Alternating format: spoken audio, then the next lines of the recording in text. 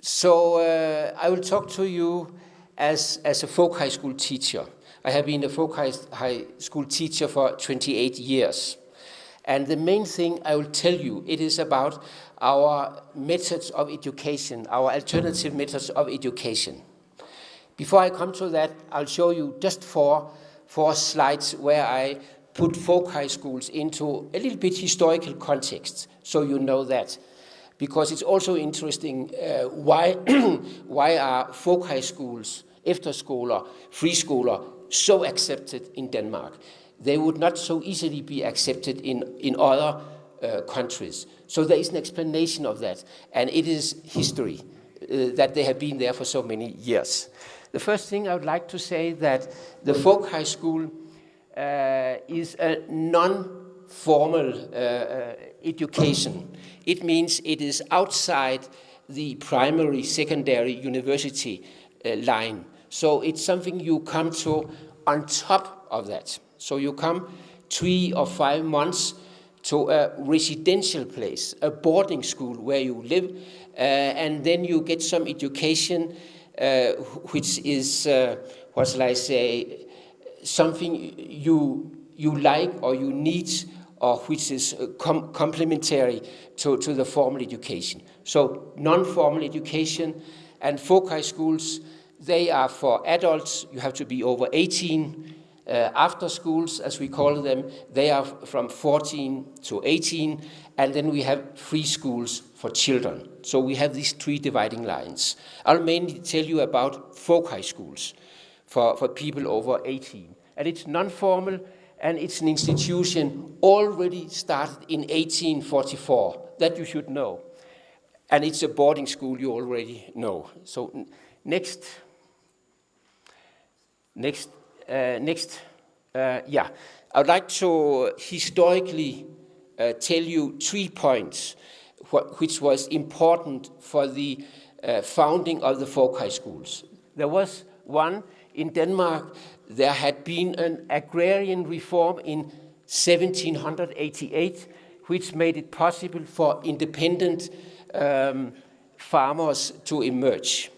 So a new class of independent farmers, they got their own land and their own interests, etc. And it was not very small farmers and it was not big farmers. It was a kind of middle farmers. And then another thing from the 19th century, in 1814, we got a law saying that all should receive at least 7 years of education. So after some years, beginning of the 19th century, all could at least read and write and know a bit of Christianity and so on. That was what they learned. And then also in the middle of the 19th century, there was a struggle for democracy, ending up with a free constitution, which gave people freedoms. But it was only limited freedoms because for instance, women, they didn't get voting right before 1920. So it was only a partial democracy. But anyway, next. Could I also say another thing regarding these peasants? They started a lot of their own movements. They, I should have said that to the other slide. They started also the cooperative movement. So all over Denmark, they started cooperative slaughteries, dairies, shops, etc. 2, they started their own banking system, Sparekassen, saving banks, which was also run by the farmers. And then thirdly, and that was the most unique of everything, they started their own educational system parallel to the state system. And it was folk high schools for young people, efterskoler for teenagers, and then free schools. So it all came up from this new class of farmers. So it came from below. It was development from below. That was how folk high school started, from the farmers. They have later changed. I have already, there has been said a lot about Grundtvig, so I would like to have more time to the rest. So we take the next. I have already said something about him. Yeah, so what happened really in around 1844, it was the convergence of three developments which have to be there if a strong social movement has to be there.